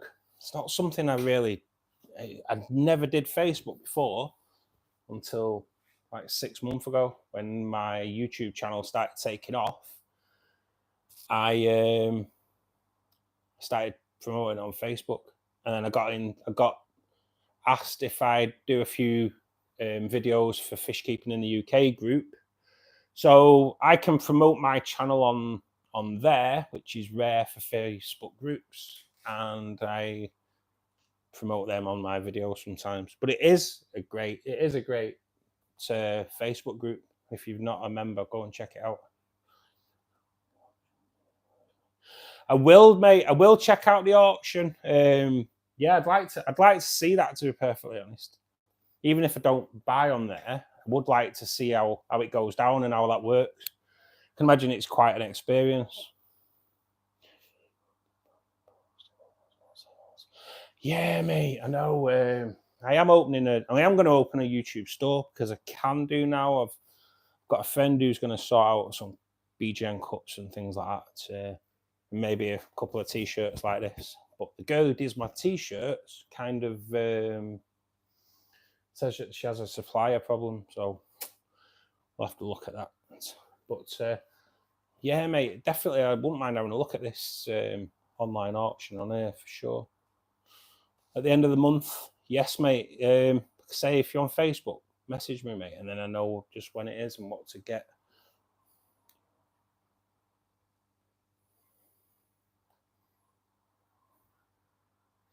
As you can see, because the water is a little bit colder today, I do pump it in really slowly, just so I don't shock any of the fish. I am too busy talking, and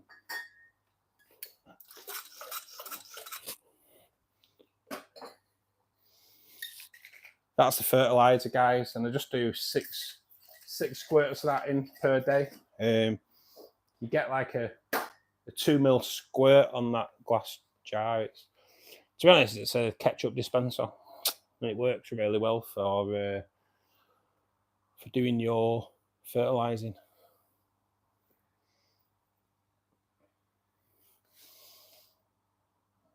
That's the way to do it. Yeah, mate. Yeah, Rob, I'll be looking at that for sure. Definitely. Not too far to go on this now.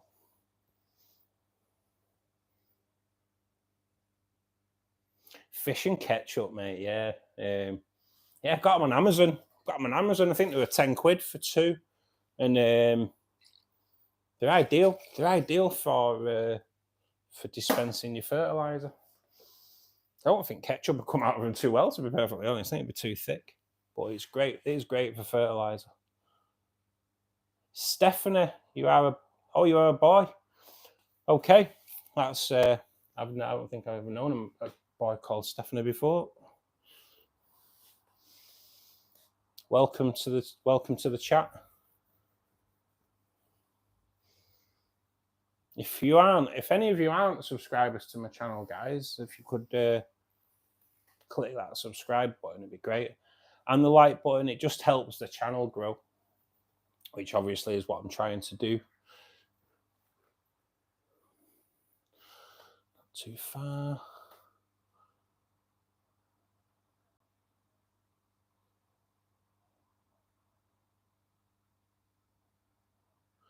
Oh, really? COS. Does the heat give you algae problems? I'll be back in a sec, guys. Just going to turn the water off.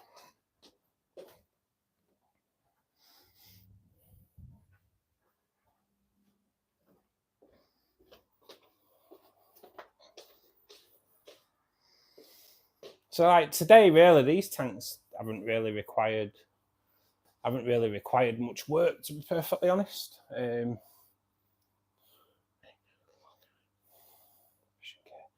Guppies. I do have a few little endlers in here.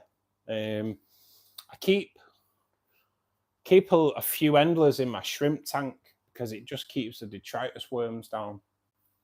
And as you know, endlers breed for fun, so I'll just end up putting them in the rainbow tank or down to my fish store again to get rid. Has anybody got any questions on the maintenance today?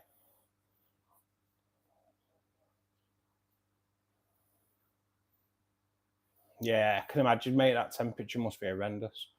We have the same. We have the same problem with the pond down at my mum's. It's a beautiful pond, but sometimes, like when it's really sunny, obviously the algae is just a nightmare.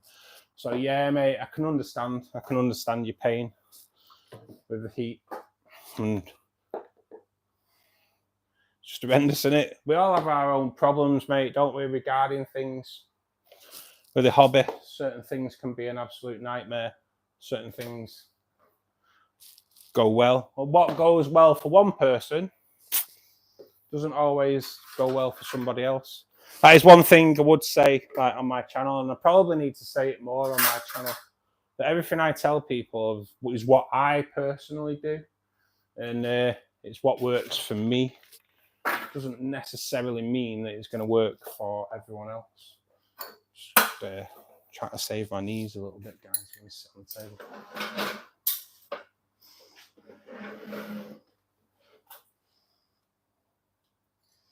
Does red tail keep the Anubias clean? Not really, no.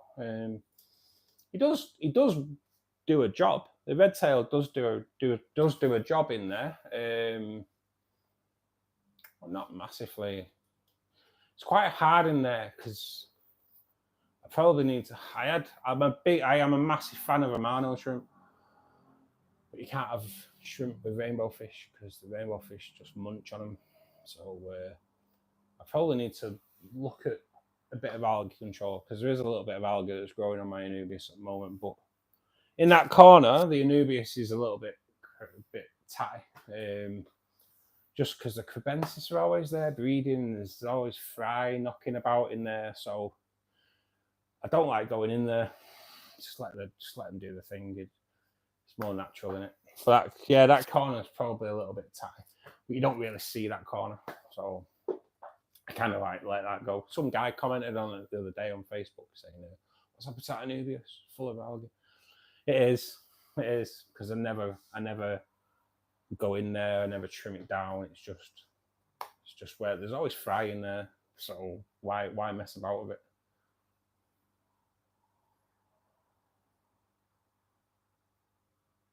The red-tailed sharks do get big, mate, and he's mine's now, it's got to be like 4.5 years old easily. Can be a little bit of shows a little bit of aggression just after meal times. It's weird, really. It's pretty decent, really, throughout the day. Never, but everyone gets fed, and then after meal times, he seems to get a little bit rowdy. No. Ah, Steph, right, yeah. So you signed in as your mum. No problem, mate. No problem. Anyway, you're here, aren't you? So that's all that matters. What is?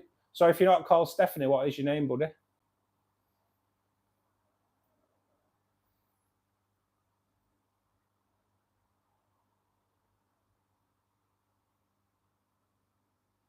Yeah, algae is one of them things, isn't it? You never. To me, if somebody says they don't have any algae in their aquarium, they're lying. Logan. Okay, Logan. I'm glad you're here, mate. It's good to see you here and joining in the chat. Nice to see you today.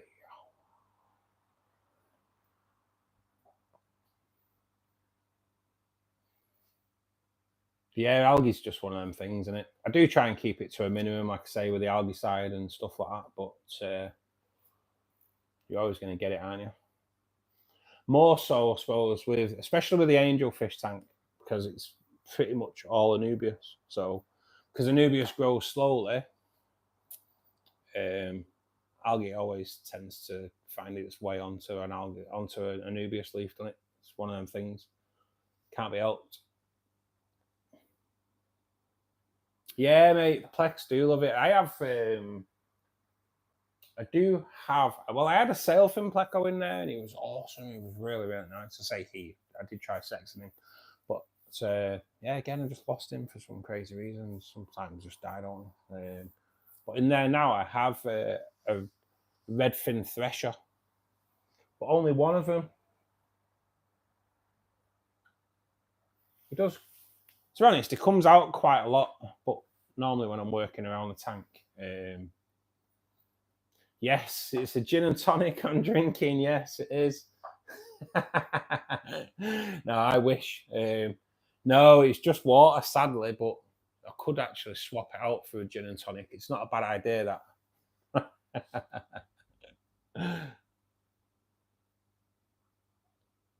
I don't mind a gin and tonic, actually.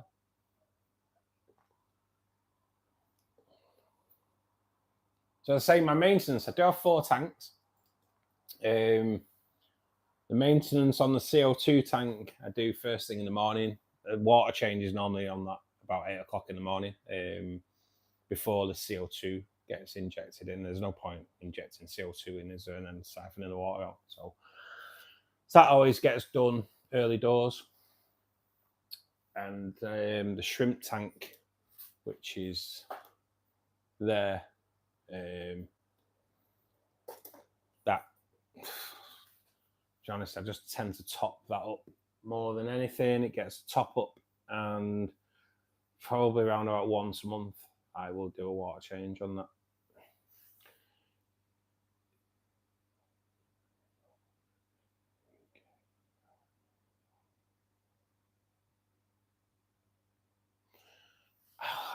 I don't really think there's any fish protected over here.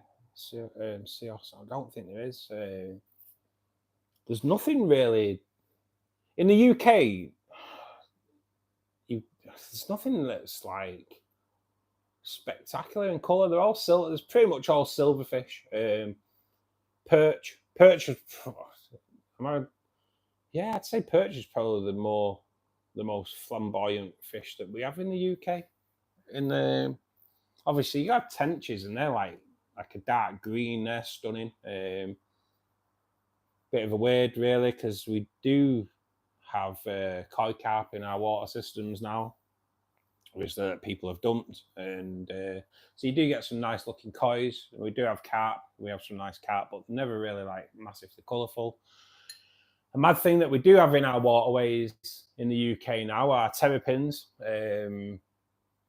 Rochdale Canal is just loads of them, loads of terrapins. It's mad. If you see like a log floating down Rochdale Canal on a sunny day, there's normally 20 terrapins sat on it.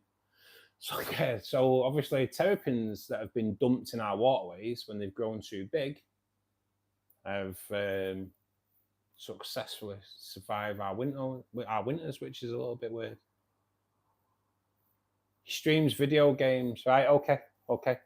That there's money to be made in that, isn't there? Streaming video games. If you can hit a target market there, streaming video games, then you quid's in before you know it. Newts and salamander in the creeks. Oh, really? Yeah, we just, like I say, it's a bit weird. It's just what gets released, isn't it? I saw a guy yesterday on Facebook. He'd said he'd gone walking with his wife up Pendle Hill, which is Pendle Hill. It's like Clitheroe Way and all that over there, and he found some lizards, which was a bit mad. So yeah, there tends to be a few lizards knocking around our way as well, and we do have. There are snakes. No, there is grass snakes in the UK, but after that, I don't think we get that much. So as long as them spiders stay out of the UK, that'll do me. So don't do spiders.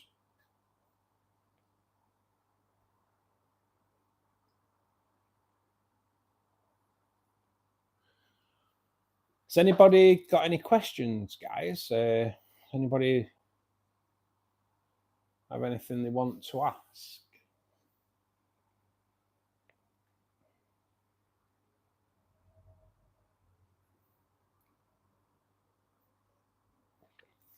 So just out of interest, guys, has the sound been a lot better this week? Because last week it did keep dropping out and going funny. I did buy a new mic, which obviously you can see there. And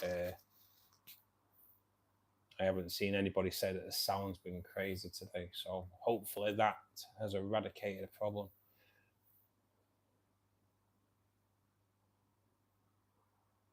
Oh, really? The waterways are overrun with catfish and cichlids. That'd be a great one, wouldn't it? Go out and go and catch your own cichlids. See, we don't get that luxury here. Go out and catch a roach or a perch, but not something that you'd probably keep at home. Sounds brilliant. That's good. That's good to know. I really want this channel to take off, guys. Like I say, if you're not a subscriber, then please click that subscribe button. I'm trying to get the channel to grow as much as possible. And I do believe that the live streams will help me build a community, which is obviously what YouTube like. And one thing I will say about, since I've been doing the YouTube, if I have needed to invest money into it to make it better for you guys regarding sound, etc., and I do it, and I'm not loaded. I do like pretty skin at the end of every month, but I do try and invest a little bit into the YouTube just to make it so it is better for you guys.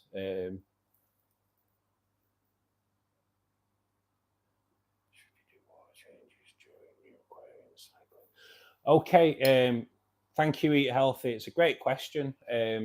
So it depends. When you're cycling your aquariums, there's different ways of cycling your aquarium. If you're doing a fish-in cycle, then you would need to keep changing the water. As soon as you see that there's any traces of ammonia in your water in a fishing cycle, then you would do a water change to try and get that down.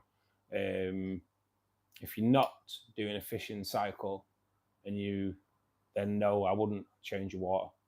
Maybe a little bit once a week, but nothing too major really. Because you want the ammonia levels to rise so they can be changed into nitrites by the bacteria, and obviously from nitrites into nitrates. Eat Healthy. I do have a video on my channel. If regarding cycling aquariums, it might be worth checking it out. Because I cover 3 different ways of cycling your aquarium on there. The used where you'd put the ammonia in and all the way through to doing a fishing cycle. Fishing cycles are great, but there's also then you can seed your aquarium with old filter media. Or if you know you're setting an aquarium up, then set a filter up, and you've already got an aquarium, set a filter up on that aquarium 2 months before you set your other aquarium up, and that filter will be cycled by the time you're ready. So it's always a good one. Also sounds great. Thank you, Sios. Yes, like I say, I have invested a little bit of money into the sound this week. I did it on the videos, on my long form video, because the sound is a little bit off. So I filmed my long videos on a GoPro, and then I bought the GoPro media kit. Now, a good friend of mine has said you should use your media kit to do the streaming on, but GoPros just overheat really quickly. So I'll be honest, we've been streaming for an hour and 40 minutes, and there's no way in the world a GoPro would stay on for an hour and 40 minutes without turning itself off due to overheating, sadly. So I do stream off my iPhone, so it is just an external mic, so it's good to see that it's working well.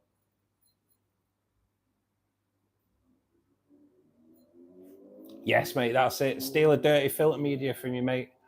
Even if you just squeeze it. When I bought the FX4, because the Owazi was leaking, I squoze the media of the Owazi into the FX4, onto the media of there, and had that running. And I did have the internal filter running as well. So, but yeah, if you can seed it with other filter media, it just helps so much, because it just packs loads of beneficial bacteria in there.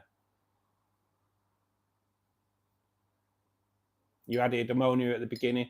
Yeah, if you've no fish in there, mate, just add beneficial bacteria, keep testing, and yeah, you shouldn't really have to do many water changes, to be honest.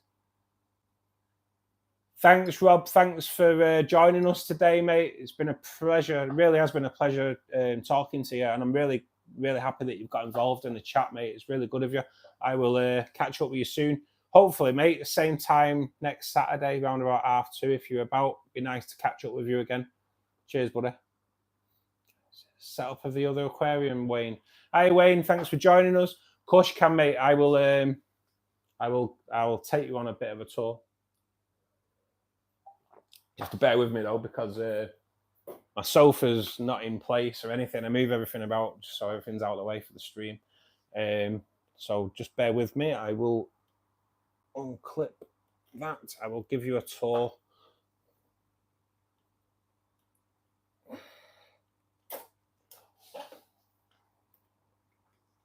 Okay, so we'll start off with the rainbow fish tank.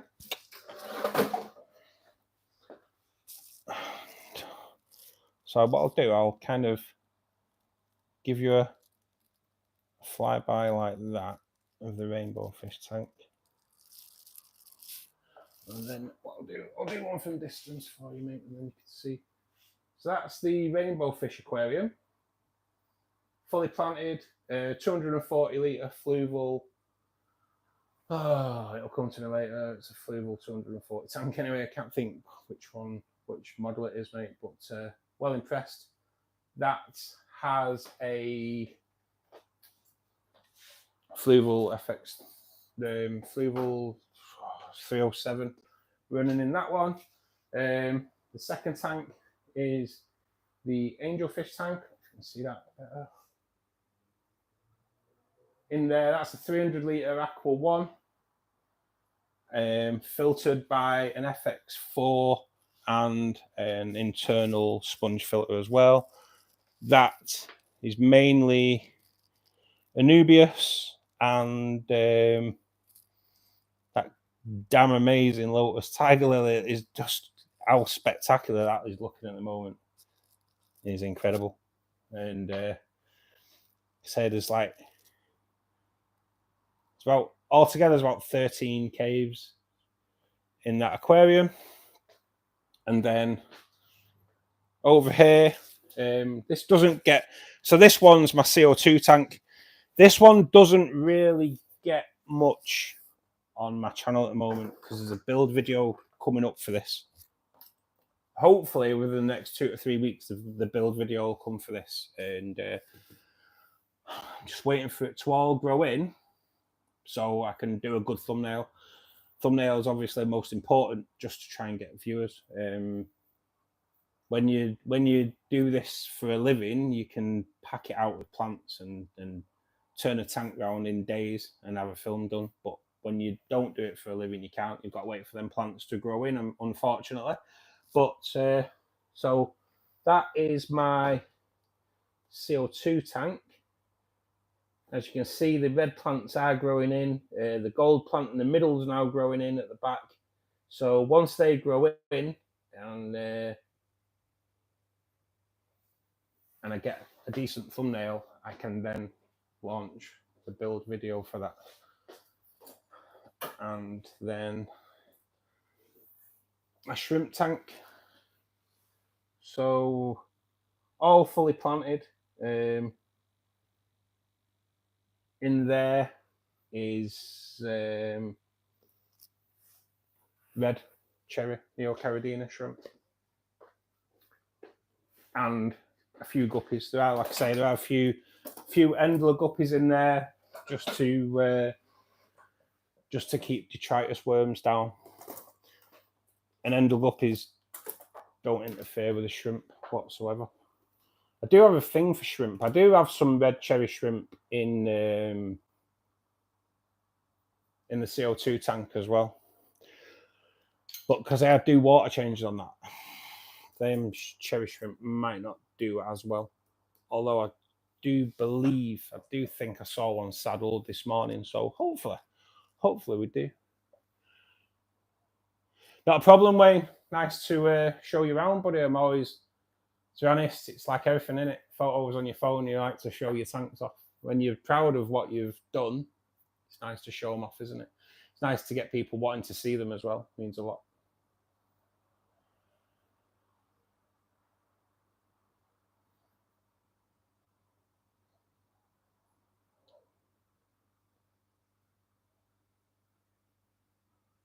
You're watching them playing on your Xbox, eh, Logan? Nice. I used to be a big GTA player. I used to love it. But the fish took over. Fish and GTA, you wouldn't think, would you? You go from GTA 6-8 hours a day and then go to fish. So total different ends of the spectrum there, eh? Can I keep better in 3 gallons? I'll be honest, mate. I'm not a massive better expert. 3 gallons out. What's that? How big's 3 gallons? Because I'm a bit of a litre guy. But I'd probably say 5. I'd go up to 5 gallon, mate. To be perfectly honest. What you've got to think of regarding anything that you put into something small is you've got to give it a good life, haven't you? And if it can hardly move, then it's not fair. But I'd look at nothing smaller than like a 1 foot tank for a better, to be perfectly honest. They can get a bit lost, can't they, in big tanks? I did have a better in here for a good couple of years, and he loved it in here. He loved it.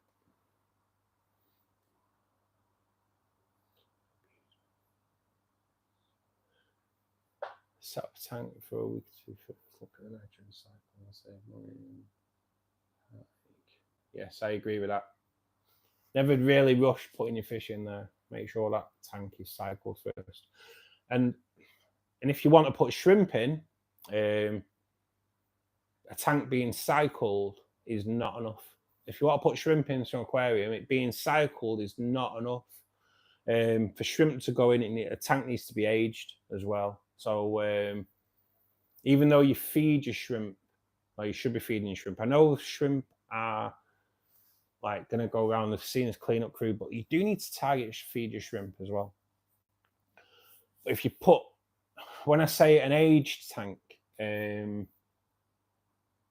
shrimp will feed on the beneficial bacteria that's in there. And do you know, if you go into like a river or into your tank and you pick something up and something's like feels slimy, well, that all those little micronutrients that grow that feel slimy, they're kind of what your shrimp will feed on all the time. So a tank that's aged is suitable for shrimp. A tank that's cycled isn't suitable for shrimp. Yeah, obviously it needs to be cycled and aged. I hope that makes sense. It made sense to me, but my head's a bit mushed anyway. So, what is the best setup of media on an Oazi 850? I take it the Oazi 850 is like the Oazi I had, but just a bigger version.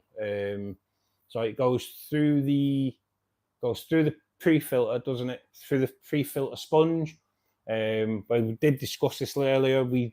A lot of people change that pre-filter sponge media because it's to me it's too fine, and so it gets blocked really quickly. So a coarser foam for the pre-filter going through to another coarse media of foam, and keep dropping that through just to go to a fine foam.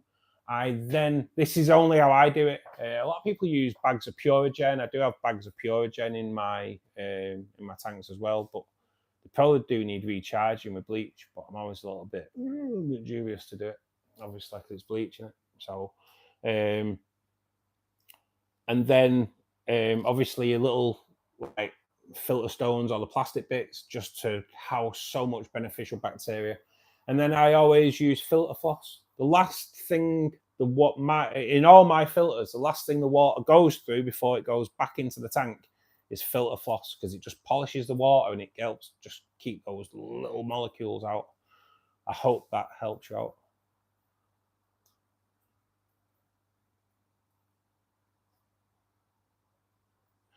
So you had 120 cherry shrimp in an 8-gallon tank. Yeah, mate, that's going some in it. Looks great though. See, I don't change the water in my cherry tank, mate. In my cherry shrimp tank, really, it's fine. They just prefer the stability more than anything, don't they? During the cycle process, is it okay to keep continuing to add nitro max till ammonia levels go down? Thank you. If it's nitro max, is that some kind of beneficial bacteria? It's something I've never come across, to be perfectly honest. Eat healthy. But yeah, I don't see, if it's something that you can add in that keep ammonia levels down, yeah, I don't see it being a problem. It's just something I've never come across. I take it, like, we get different things in the UK than people do in the US, etc. It's nitro max. I take it just keeps nitrates down, doesn't it? So yeah, just keep topping it up, mate. What is the best setup of media and Oazi? I think I've just answered you, Paolo. Thanks for joining us today, Paolo, as well. It's really good of you to be here. Logan, you're on Fortnite. Very good, very good. These guys have to leave. No. Thanks, Wayne. Thanks for joining us today. Safest way to measure your natural. Yes, thanks, Zios.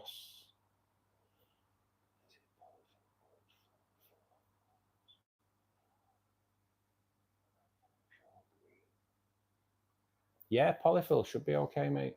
I just buy a big bag of so polyfill is kind of what you want. It's like filter floss, isn't it? Just anything like that, just something that's fine that just catches those small particles. And what you'll find is if you clean your canister filter once a month, which I do tend to do my canister filters once a month, the FX4 is probably slightly different now because it's so much bigger. But when you break it all down, once you take the filter floss out, you'll notice that the filter floss is filthy and everything else is kind of okay. You'll give the sponges a bit of a clean out in tank water and like you do. But yeah, you'll find that you'll be amazed just how much small particles that the filter floss takes out.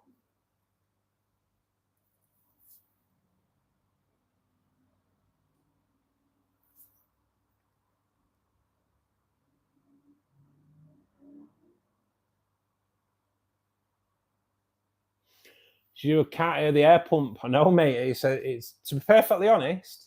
I do have air pumps running in here, mate. I do. One, I think you probably would have heard it last week, but I've got noise reduction on the mic, so that does help loads. But I kind of try and I bought some foam soundboards a few years ago, and I kind of try and box them in with foam just so you don't hear, because they're in my lounge. Some days air pumps are just so noisy, aren't they? But I've recently bought a fluval. I can't remember which one it was. Just bear with me 1 sec. Let's see if I can find the box.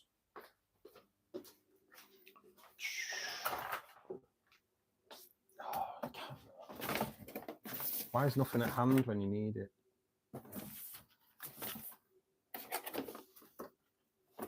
No, I don't know where the box is. I bought a fluval air pump around about October last year. So I've had it around about a year, and it said it runs silent, and like they all do, and it actually does. Don't hear it. And as for the rest, like I say, I have them in like foams, they're kind of covered in foam soundboards to try and keep the vibration down as much as possible. The only one I can't keep quiet is the one on my JBL brine shrimp hatchery. That is so noisy, it just does you nothing.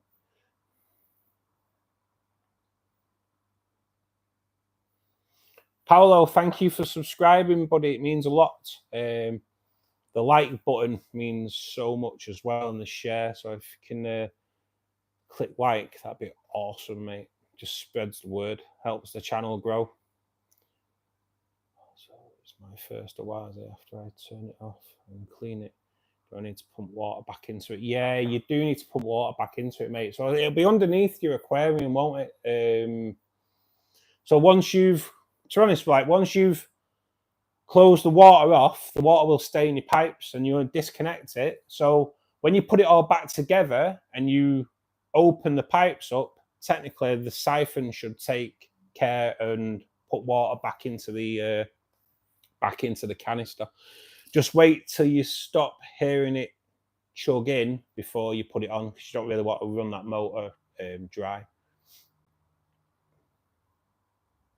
Any recommendations on how to keep aquariums cold in hot weather? Slava, thank you for joining us today. Yes, there's many ways to keep your aquarium cooler on warm days. If the temperature outside is cooler than it is inside, open your windows so it'll let a bit of cool air in. If the temperature outside is warmer than it is indoors, don't open your windows because you're going to let that warm water in. That warm air in, I should say.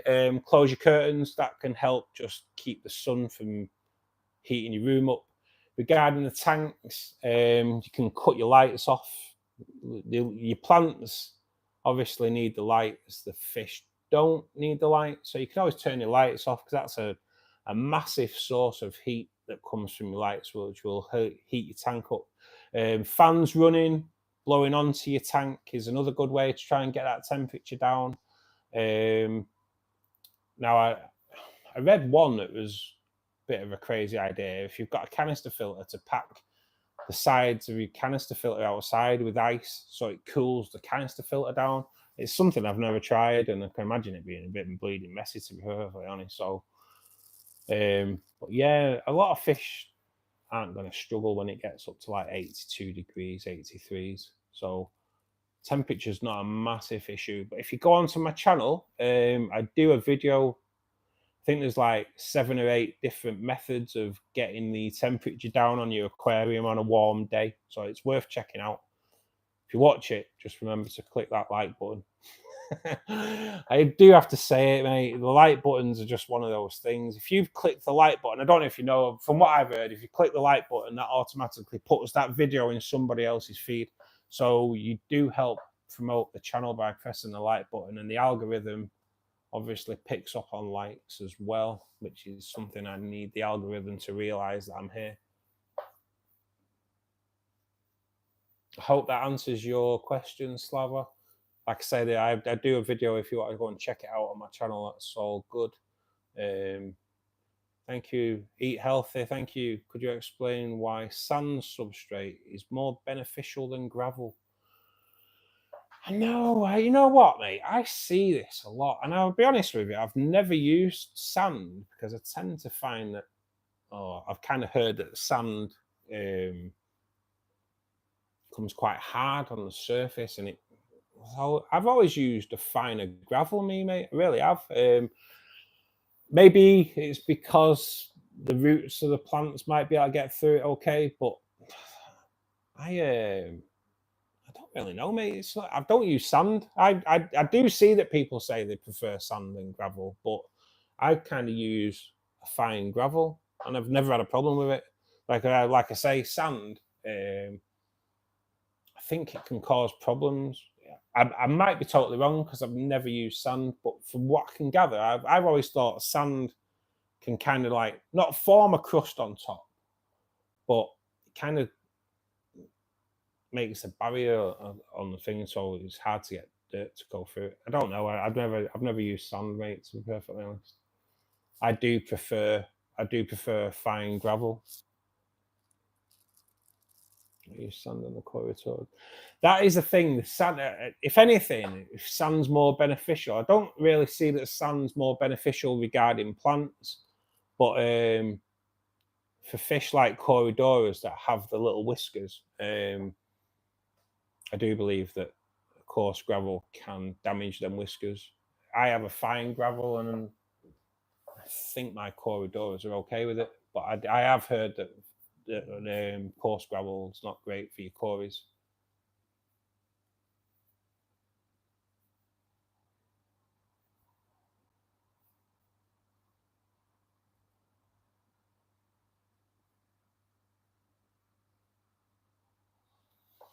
Yeah, that's it. My plants, as you can see, my plants do not have a problem growing in the gravel, and it's soil underneath. Roots find a way, don't they? Some derelict houses, derelict buildings in the UK, there's trees growing in the chimneys. So at the end of the day, it doesn't get harder surface than that, does it? So if roots can find a way through that, then that's the way I look at it anyway. Guys, I think I'm going to call it a day for today. I need to tidy up all the stuff. Obviously, you don't want to see me tidy up all the gear that I've used today. If anyone lives around my way, they can come and help me tidy up if they want.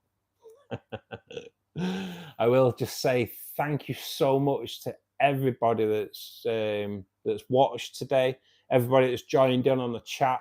I'll be honest, last week the chat was a little bit quiet, and this week the chat's been amazing, so that's really good to see. Thank you all for coming round. Sios, thanks for joining in the chat today, mate. You have been absolutely brilliant, and to be honest, mate, you've done me a favour because you've answered some of the questions that I've missed. So you've done me a great favour there. At some point, I may ask you to help moderate the chat a little bit if you're going to become a regular. Hopefully, you do become a regular, mate. It's been nice having you here today.